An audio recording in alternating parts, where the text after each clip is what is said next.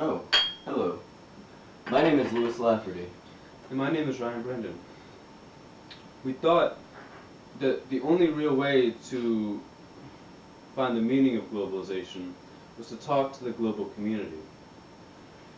We began by asking 15 simple, straightforward, and standardized questions about what our subjects thought of globalization. Instead of directly answering the questions, however, many of the people that we interviewed generously blessed us with personal tales of their native lands. Upon viewing these interviews, we found that many of our subjects discussed similar topics and issues in their answers. By cutting and piecing responses together, we in essence created a conversation amongst the community, discussing the effects of globalization as it became apparent that globalization was prevalent in all of their stories. Our initial expectation was that there would be a comparable amount of global influence from China as there is to the United States. However, by interviewing all of these people, we have come to the conclusion that globalization is almost completely dominated by American influence. To begin, they provided us with their names. My name is Gracie Kumson. My name is Sharmini Anandarajan. Walter Mello. Adrian Ashfield. It's John. My name is Con Mulroney. My name is Mole Scud. In China, my parents call me Jiang Zilong. My name is Wei Ping Luo. Murugan Anandarajan. My name is Batista. In Malaysian name is Trovato. Yusuf Jakite.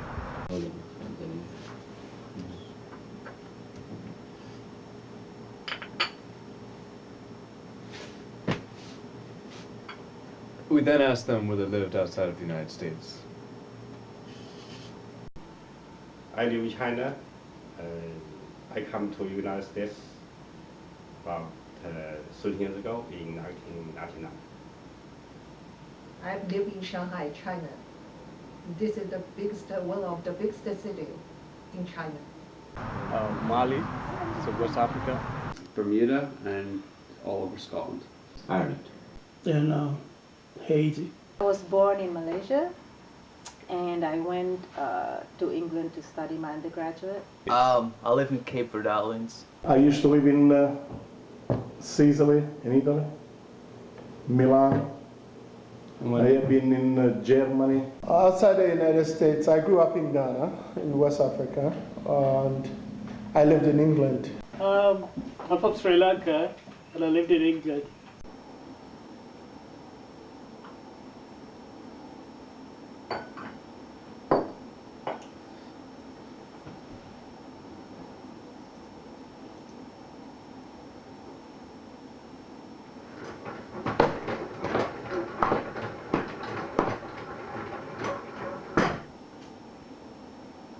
Gabon.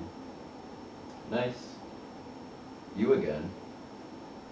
Well, anyway, after that, everyone shared their own personal views on globalization. Globalization, in my mind, is how other countries spread their ideas over to other countries. Like how whatever they do in their countries, they want to spread it, like sell it, whatever.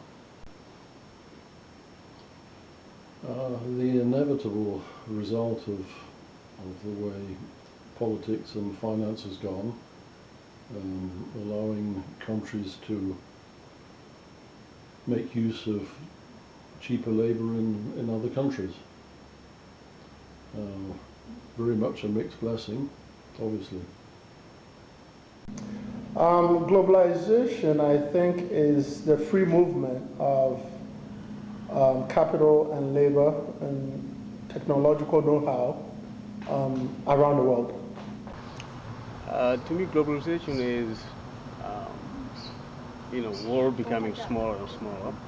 So there is companies move from their original country to foreign countries. The work is pretty much same thing all over the place to me. To me, globalization is on a very, very, very small, on a very small level. To me, the enjoyment and appreciation of foods from different countries is a great way of getting to know people, getting to understand one's culture, and I think language, understanding of language, or the appreciation of language. To me, those are very important. I think that's just a really cool way of looking at globalization. I'm not looking at it from the big picture of big powers. I guess the standard generic answer would be when the whole world is kind of doing the same stuff and everyone's integrated well. I can define globalization as interdependence in the world. And I think that's the globalization. I think it's the Western influences, certainly a lot of things from America and Europe becoming very fashionable.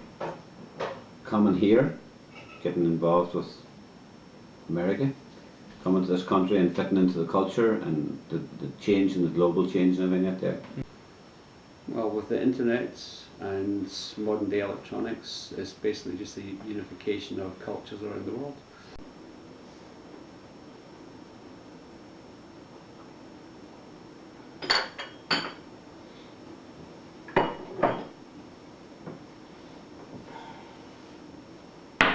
Checkmate.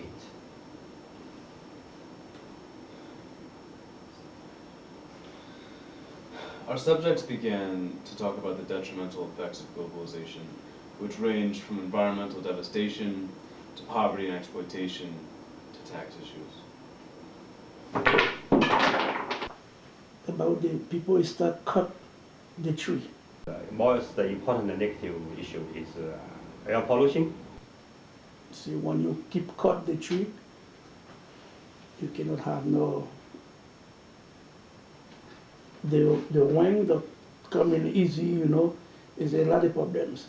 Environmental damage and energy overuse. Tell me, you cannot have no technology without out electricity. Because unfortunately, the rich get richer, and the poor continue to get poorer and keep being shoved away. Benefit them rich people more than poor people. The small country, these people want to make food. Poor people only benefit from globalization for survival. Yeah. Okay, these people put in the slavery going to survive too. Okay. How much money are you going to make that for me? Example? $2. Make that too. How much are you going to make that for me? $1. How much are you going to make that for me? 87. Yeah, 50 cents. $2, $1. Yeah, hello, Haiti. Okay, I got the cops. I want you to make that for me. How much? Going to make each one for me. I'll make that 25 cents for you. If we equivalent to the exchange rate, it's around $30. But the Chinese people, workers, get the lower pay. American company, big company, get more benefit, more profits from the cheap labor. Say for example, if you sell necklace and a Chinese store, you sell that necklace for about $1, and a Chinese store is probably gonna sell a similar necklace for about 80 or 90 cents. With low income, which one you gonna buy? China, how much you going to make? Really, somebody tell me 25 cents. Oh, me, no, 2 cents. I make that for. What is it? Okay, how much is this? $1. Is it, can you give me for 50 cents? When you got this for 2 cents, remember you got this for 2 cents. These people working, that is people you killed. Because I was working to factory in Haiti. They make you make a dozen, or make 1 dozen.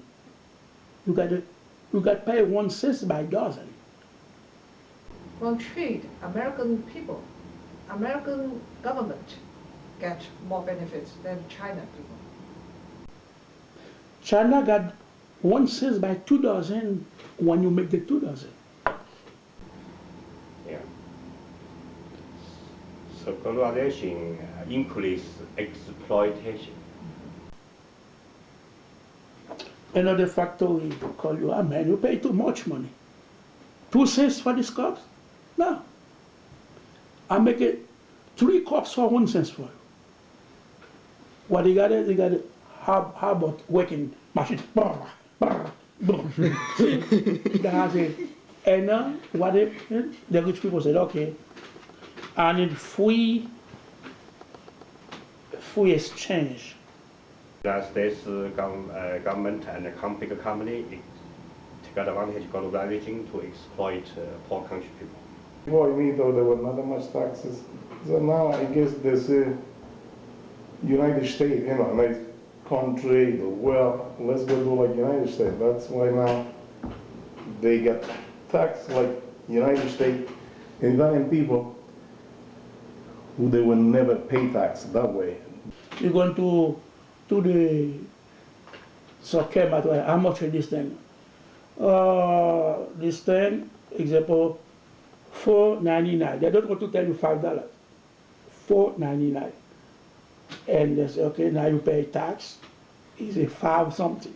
Some of the things we saw, so our taxation was high. We pay 21% taxes on clothes. You don't want to pay no tax, nothing. If I'm paying tax, I give people work, I buy something, sell over here. Okay, so tell me where you think we should put this video. When I think of east and west, right? I take east in this way. No. In this way. Yeah, we should put it on the fifth segment This way. after Quasi. Oh, what are these guys? Next are subjects discussed education. Since American education is so revered in other countries, many have left their native countries to come here for education and work. But in more recent times, a lot of the innovation you are seeing in Ghana is actually coming from the U.S. And it's a different kind. I should distinguish it from colonial times where you had influences of British culture and British systems on Ghana. People come out here and seen some of the ideas and think, oh, that's really innovative, that's really smart. They would take it with them and take it back and maybe tailor it to their way. Now you have Ghanaians who have studied abroad, most notably in the US, getting these ideas and sort of Africanizing them and bringing them back home. And they also educated them as they went along. They sent a lot of them to school to learn better and to educate themselves better, and they sent them to different colleges and different things they got there. So more students, the Chinese students that study in high school, in college, and study and working as this. Students are doing a lot more international travelling. In our time, education wasn't as high as, say, it's a big education thing here. Education is everything here. 15 years ago, I'm very curious too, because my colleague, my classmates, all in my age already study in the United States, so I want to come here too. Actually, it's very fashionable there to be more westernized. And then it's the flip when you come to the West, and I did find that in England, and I do find it here. It's very fashionable here to be more attracted to the Eastern cultures. Now the situation changed. After 15 years, I know what it look like here. So I'm not curious anymore. So now I can feel what a difference between two countries. And I can take it from a very simple level. I can take yoga, for instance. I mean, here, yoga is such a fashionable thing. Every person has pride when they say they do yoga. But I don't think you get that same sense in Malaysia because I guess it's in them. It's not something that is fashionable because it's very Asian. Globalization is good for people, open mind, open their broader their horizon, so can see other side of the mountain. So it's green or not green. And then the question is, as always, the grass is greener on the other side. The negative effect is in the form of something termed the brain drain, where your smartest people go elsewhere to find better opportunity. It created a mass immigration. You had a lot of people leaving the country. But the jobs weren't there, but the opportunity was. But you had a lot of young people leaving their country and probably never went back. So it kind of robbed the country of its youth at the same time. But that's life. It's like immigration. There's a lot of people that leave to other countries to try to get a better life. So I think overall has helped us. Family issue is you cannot keep a family member all together. So Yeah. I have three siblings in different cities. I'm come here, so I cannot contact, see my parents very often. If no globalization, I can stay with my parents. They are very happy. Now my parents not happy. Cannot see me. I cannot see them. Right, so you have Ghanaian trained doctors who drive cabs in New York, right? I don't think that is right. And the So- people's moral decay. And people, for cultural issues, people don't care each other after globalization. Because people travel easily, people cannot stay in one place for long, easy travel. So you cannot find your friend, older friend in one place after 10 years. Even though globalization has helped us, like immigration, people send their family money, but you're thinking when a lot of people are leaving, right? You don't have as much workers to do the job. Right?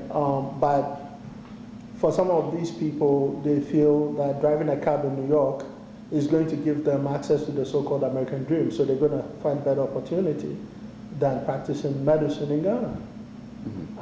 I don't blame them for, that's the choice they made, In their place, I probably would make the same choice. But I think there's a problem when a country like Ghana needs lots and lots of doctors. We have a big need for doctors. But we have doctors, trained doctors, who are not working as doctors but driving cabs, for example. There's something not quite right about that, right? Because those people still have family back home, like I still do, and every month they send their families some money, which help them, and then with that money, they stimulate the economy.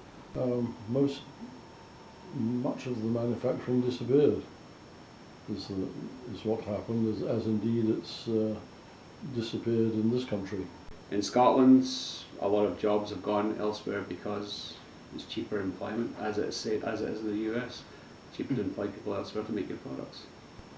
Now the things that we used to make are made in China and imported, and likewise things that England used to make, things that were famous for, like steel and cutlery and cars and things like that, were very largely made abroad.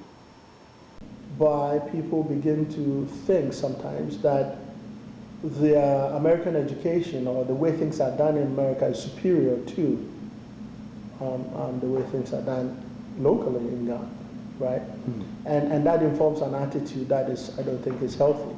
Back home in Cape Verde, people, especially the women, they see a lot of Brazilian soap opera, and what they see on TV, they imitate it, like how they dress, the way they dress, how they approach what to wear. Movie and TV show. TV show. Because in China, they think, Chinese think American is very open mind, free world, democratic. Yeah. We are very curious about outside the world, particularly United States. We most influenced by American movie. People mostly are glued on TV, and most TV stations, programs are Western programs. Because if you travel to China, you can see in the TV almost 90 to 100% TV series and a movie imported from the United States. So back home, what I've seen is that there's a lot of America hip hop influence on the music, like how people saying what they're singing about, how the sound is. So Chinese is more influenced by United States. And the second one maybe from Britain, some other country, but almost all movie, TV series in broadcast in TV is American Hollywood movie.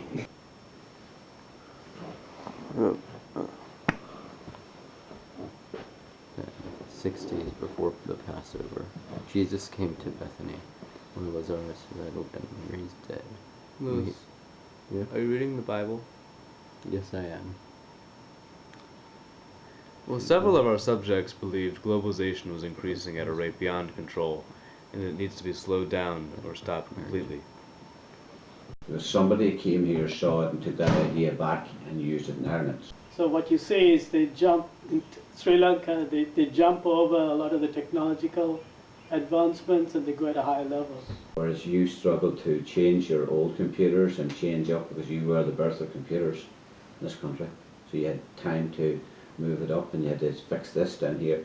We didn't fix the old stuff because we didn't have the old stuff. We never had computers. So when the computers were introduced into Ireland, this is a classic example. We had them at the very top. We had the best of the best coming out of America. You go travel to China to see, particularly you can visit Shanghai and Beijing, Guangzhou, Hong Kong, anywhere. It's totally different now if we compare to 15 years ago. So while, like India goes step by step, countries in Asia jump, they leapfrog over everybody else. Yeah, if you 5 years you visit China again, you find the street totally changed.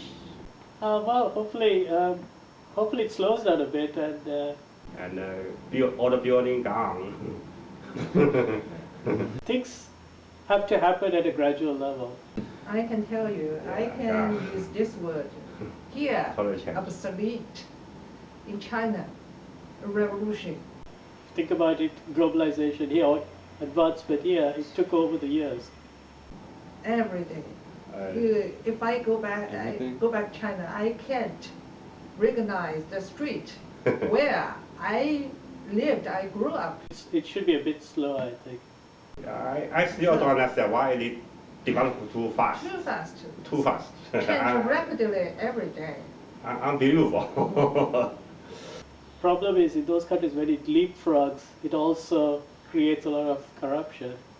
And a lot of, although the quality of life increases, I would say some of the moral values drop. Globalization should stop now. It's enough. It's enough. Telecommunication is enough now. It's enough.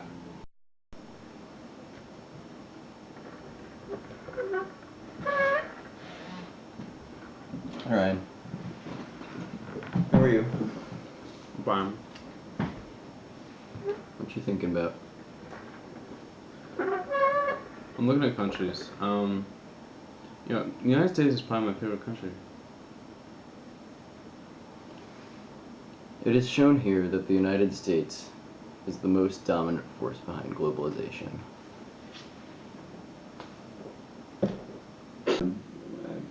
America's economy drives the world.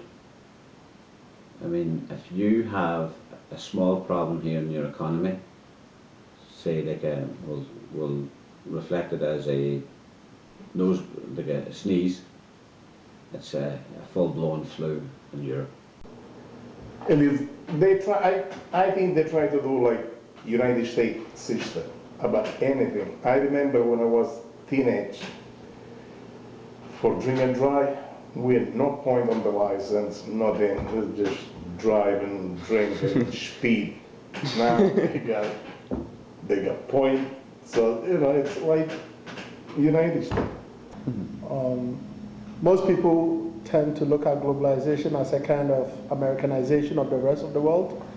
And I can certainly see how the beginning of it looked like that, because America was, I think, had a well-developed economy. So a lot of what was being talked about as globalization looked like American ideas and ingenuity and technology being spread around the rest of the world. and our alliances again with the US. So we have a lot of American influences. I think the United States has had a disproportionate influence on the rest of the world. More likely, United States. United States? Yes, the culture of the United States. Okay. At one point of time it was England because it was a colony. Then it became Australia because a lot of people went over to Australia. But now I think it's the US. The US influences it more now. Our subjects believe that globalization benefited the rich, not the poor, on a disproportionately large scale. The poor benefit, but at a much slower rate. Well, what I've seen here is, I mean, let's face it, the rich drives the country. It generates a lot of billionaire, millionaire, but also there are two words in China. Rich is rich, poor is poor. Well, as always in economics, rich always benefit from everything. The middle classes and the poor tend to get held back. Mm-hmm. Oh, I think it benefits the rich. The poor suffer, and so do the rich get richer. But compared to rich people maybe benefit 100 times more than poor people. Rich most. The poor as well. The poor as well, but the rich most. Currently, as the system is set up, globalization disproportionately benefits rich people and people in rich countries.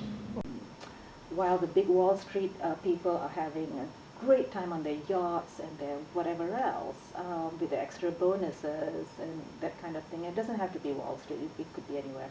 And I think that happens all over the world. It's not just here. I think the rich are so rich and the poor still stay poor. So no matter how globalized the place is, no matter how much people have good intentions of wanting to help the poor, I think they're just good intentions but never put to practice. Thank you for watching the video. We hope you enjoyed it. We hope you enjoy the food we all made for you all. And to Mr. Cavilla, we hope you enjoy reading the vignettes that we all wrote.